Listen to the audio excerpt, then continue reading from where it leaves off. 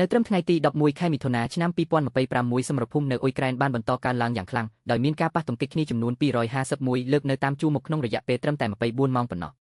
ក្នុងចំណោមនោះតំបន់ Pokrovsk នៅតែជាសមរភូមិដ៏ក្តៅគគុកបំផុតដោយកងកម្លាំងរុស្ស៊ីបានបើកការវាយលុកចំនួន55លើកហើយត្រូវបានកម្លាំងអ៊ុយក្រែនវាយបកវិញ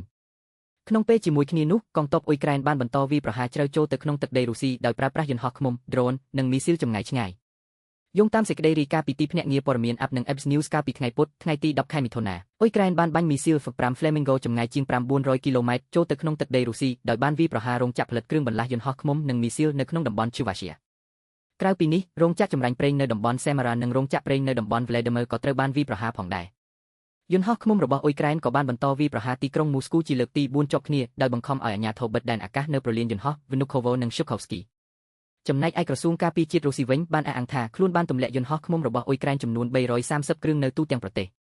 ម្យ៉ាងវិញទៀតកងទ័ពរុស្ស៊ីក៏មិនបានឈប់វាយប្រហារដែរនៅថ្ងៃដែលនោះរុស្ស៊ីបានបាញ់មីស៊ីលប្លង់2គ្រាប់និងយន្តហោះឃ្មុំ221គ្រឿងចូលទៅក្នុងទឹកដីអ៊ុយក្រែនដែលក្នុងនោះ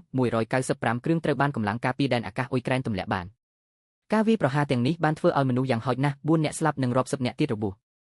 នៅថ្ងៃទី9ខែមិថុនាទីក្រុង Kharkiv ត្រូវបានវាយប្រហារដោយយន្តហោះឃ្មុំចំនួន26គ្រឿងបណ្ដាលឲ្យមនុស្សយ៉ាងហោចណាស់4នាក់ស្លាប់និង15នាក់ទៀតរបួស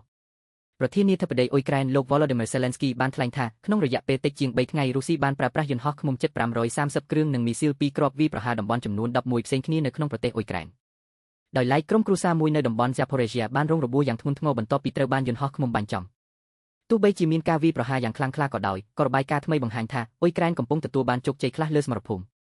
តាមរយៈរបាយការណ៍របស់ទីភ្នាក់ងារព័ត៌មាន Virus តាមរយៈ The Print មេបញ្ជាការកម្ពុជារបស់អ៊ុយក្រែនលោក Oleksandr Syrskyi បានប្រកាសថាកងកម្លាំងរបស់ខ្លួនបានដណ្ដើមយកទឹកដីបានជាង500គីឡូម៉ែត្រកន្លះវិញចាប់តាំងពីដើមឆ្នាំ2026ឯករាជ្យក្រុមអ្នកវិភាគសមរភូមិ Deep State បានបញ្ជាក់ថាការដណ្ដើមយកទឹកដីវិញក្នុងខែឧសភាគឺជាលើកដំបូងរបស់រុស្ស៊ីដែលបានបាត់បង់ទឹកដីសុទ្ធសាធចាប់តាំងពីការវាយលុករបស់អ៊ុយក្រែននៅឆ្នាំ2023អ្នកជំនាញយោធាជឿថាការប្រើប្រាស់យន្តហោះឃ្មុំយ៉ាងច្រើនសន្ធឹកសន្ធាប់របស់អ៊ុយក្រែនគឺជាកត្តាសំខាន់ក្នុងការរារាំងការវាយលុករបស់រុស្ស៊ីនិងកាត់ផ្តាច់ខ្សែផ្គត់ផ្គង់របស់ពួកគេ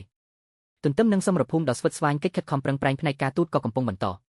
ប្រធានាធិបតី Zelensky បានជួបពិភាក្សាជាមួយមេដឹកនាំអឺរ៉ុបនិងប្រធានាធិបតីអាមេរិកនាពេលថ្មីនេះដោយរដ្ឋាភិបាលនៃចក្រភពអង់គ្លេសបារាំងនិងអាល្លឺម៉ង់បានអំពាវនាវរួមគ្នាដល់រុស្ស៊ីឲ្យយល់ព្រមឈប់បាញ់ជាបន្ទាន់